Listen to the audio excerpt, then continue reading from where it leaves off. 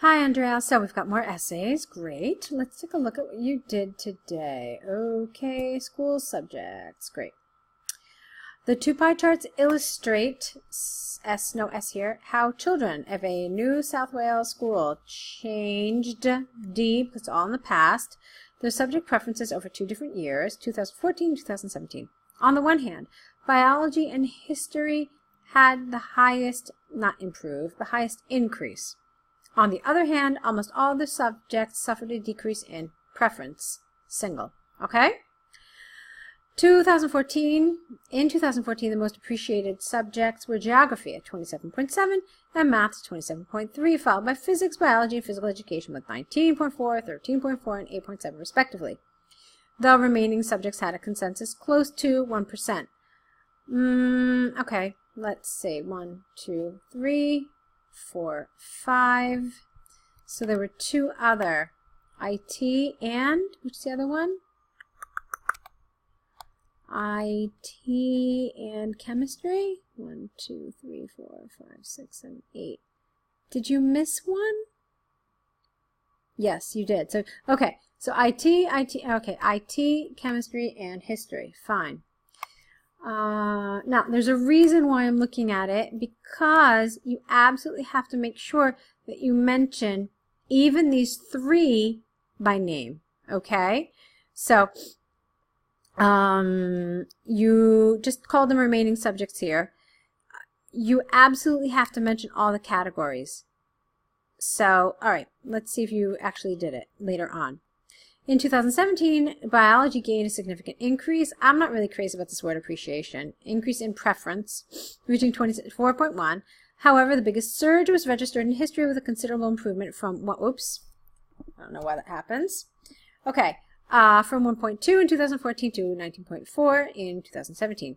Physics maintained almost the same consensus. All right, why don't you just say figure? All right, figure is a great word to use in IELTS.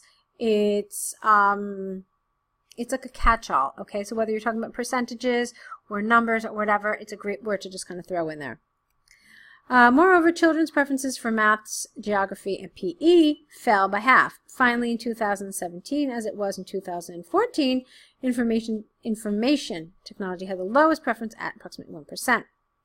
Overall, a period of 3 years, overall, over a period of 3 years, children changed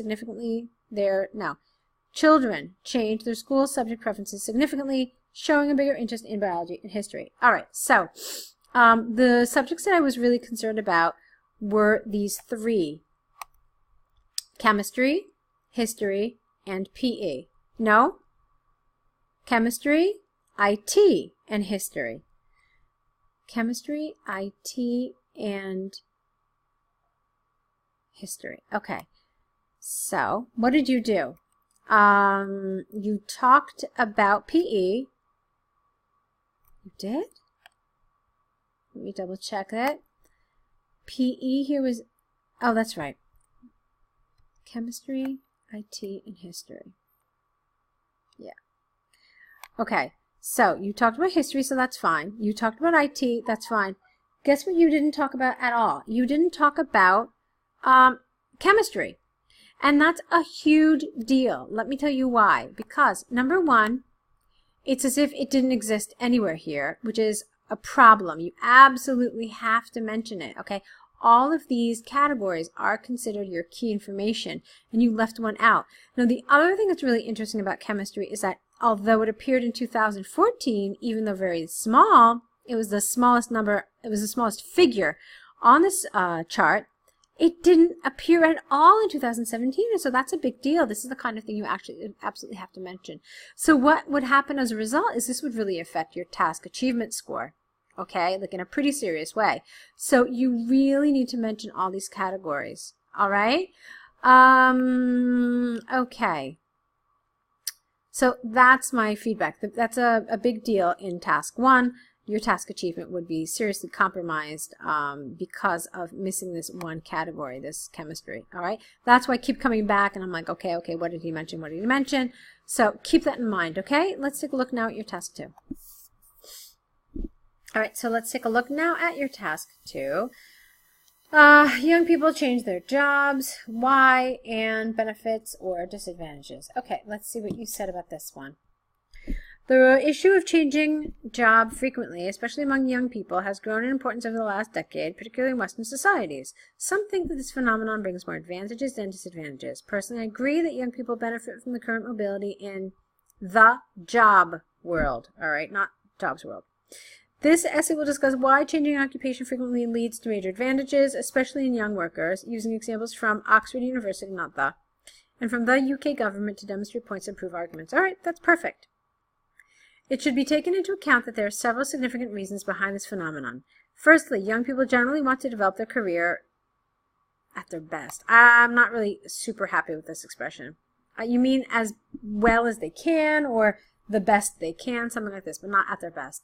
As a result, they are more prone to change the position in order to enrich their curriculum vitae. Secondly, nowadays it is easier to obtain fixed-term employment contracts rather than for an indefinite period. An important survey by the UK government shows that in 2017, young workers changed, past tense, their job every 10 months on average, twice as frequently as 15 years ago. Therefore, it is clear that if young people wanted to be successful in the modern job world, no apostrophe S, they should change their position with a high rate. Okay, that's fine. On the other hand, now this is, you can't really do this because, oh, I see. On the one hand, and then here you have on the other hand. All right, this is awkward now, the way you've changed this. We need to know now that you're going to talk about the advantages versus the disadvantages. So I would have preferred something different here. But let's get rid of this altogether and see what happens. So there is ample evidence that changing work leads to major advantages, especially in young people. The main reason behind that is twofold. Okay. Firstly, having multiple job experiences makes workers more resilient and capable of coping with stressful situations. Secondly, it improves the amount of professional skills with plenty of benefits for whoever wants to develop a brilliant career. On the other hand, minor disadvantages should be considered. For example, difficulties in building solid relationships with colleagues. An important study by the Toronto University shows a strong correlation between the amount of job positions changed and career satisfaction later in life. Therefore, it is possible to state beyond doubt that job mobility, again no apostrophe S, leads to significant advantages. Okay. Especially among workers at the beginning of the professional journey. All right, why did I pause like that?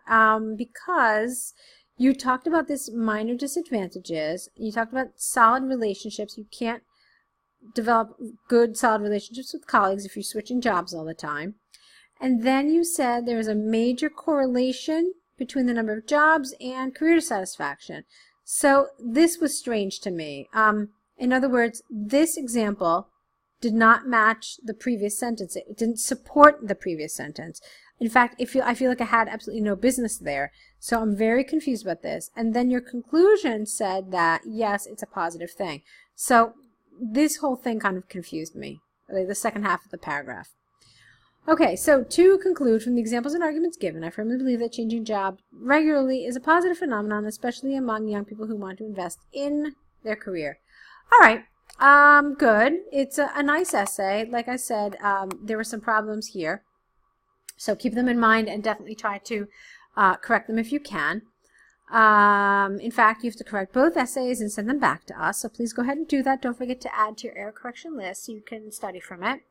And obviously you'll need to write us some new essays as well. All right, I will let you get to that task. Good job today and good luck with your next essays.